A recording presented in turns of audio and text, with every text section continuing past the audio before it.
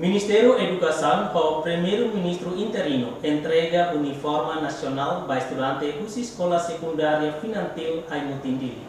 Cerimônia entrega uniforme nacional para estudantes da escola secundária geral Finantil Aimutin halau quintane iha Aimutin. Diretor Nasional Ensino Secundário e Ministério da Educação, Benjamin Gomes da Cruz Fernandes dehan Farda Nasional lansona e bulan dezembro tinan kotuk. Noohin Ministério da Educação entrega para estudantes da Escola Secundária Geral Finantil Aimutin. Lançamento dia 19 de dezembro de 2024.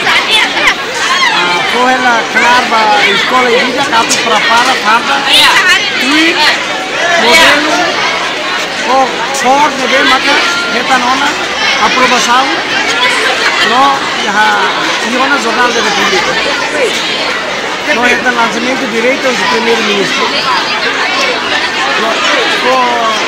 no na ministério de escola hotel aqui no Nara aos financeiro escola nebe maka ya preparação completa na usana escola bali ya for usana financeiro preparação mak depois de